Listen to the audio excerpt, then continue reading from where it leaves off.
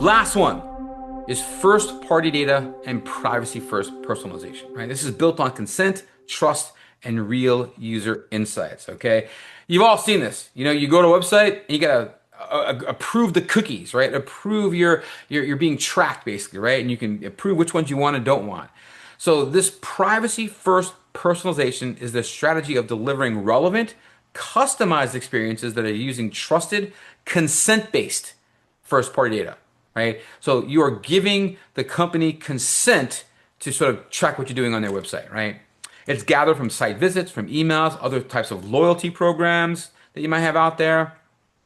And as these third-party cookies fade and privacy regulations tighten state to state, soon maybe with the country, brands must rely on their own data that they're collecting to fuel any kind of personalization and measurement. Okay, that might be an email with someone's first name in it, measuring how often they come back. So why does that matter? Well, staying compliant with privacy laws, not even rules, privacy laws now, is now a key part of doing SEO and marketing the right way. When brands use first-party data, people actually agree to share.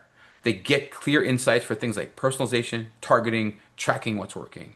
And it lets marketers trade those unreliable or sketchy third-party trackers for trustworthy user-approved data, right?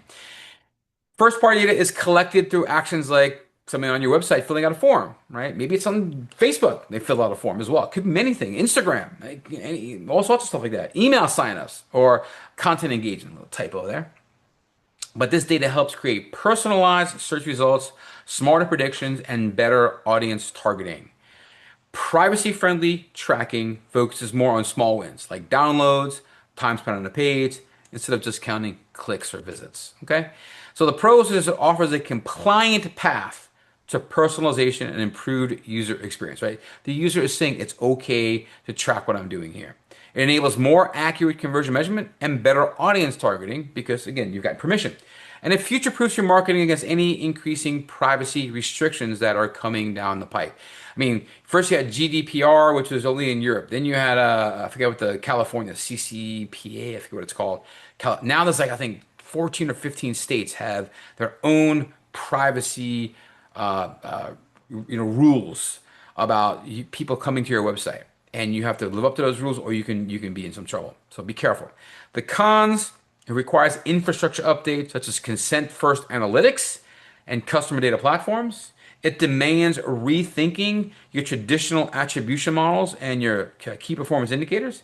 And it can expose gaps in your current measurement if you're reliant on these third-party cookies that we used to use. The best practices here are to implement consent-first analytics and tag management systems. Basically, you cannot track somebody in analytics unless you get their consent first, right? When you pops up, gives that cookie consent thing that you always see on new websites you visit, or when you see them a lot, that is consent first analytics. You are allowing them to do this. And by capture and defining micro conversions that are tied to business goals like PDF downloads or signups for demos or how long people have been on your website or individual pages.